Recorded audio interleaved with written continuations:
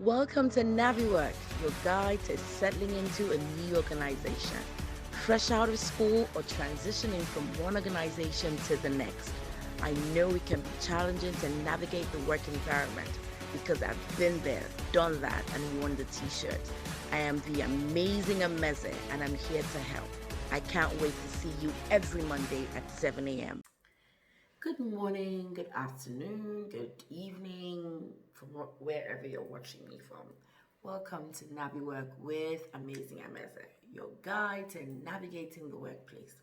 Today, I'm going to be talking about virtual teams, which has become our reality, or as we have called it for the last couple of months and years, the new normal.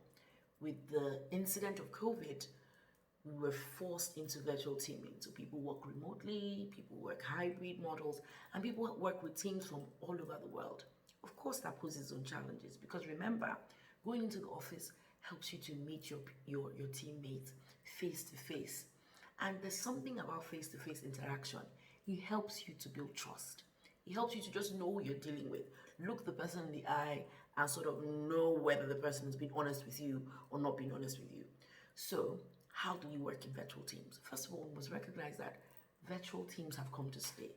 So accept that and adapt to it. Secondly, we must now become innovative on how we devise means to build this trust.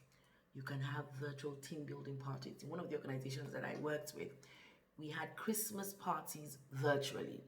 And we sort of try to be innovative about it, get gifts to be dropped in people's houses at about the same time.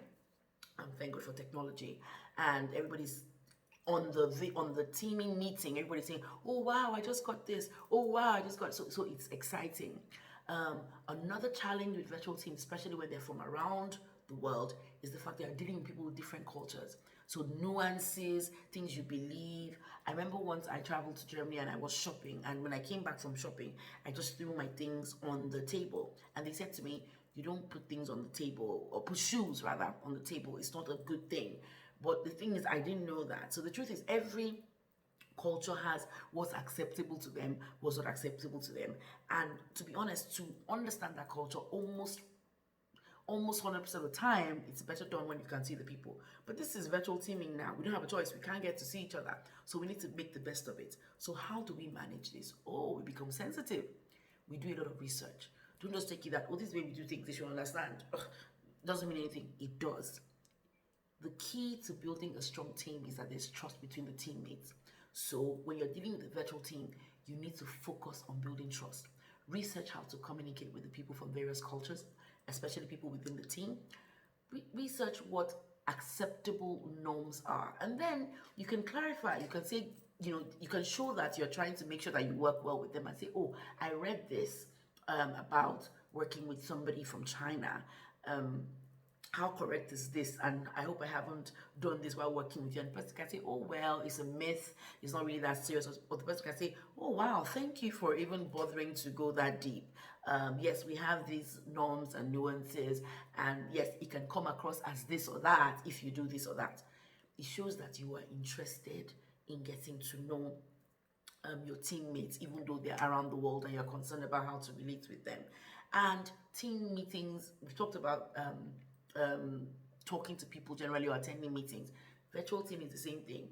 When you are having a meeting if you're having a virtual meeting, you don't just talk.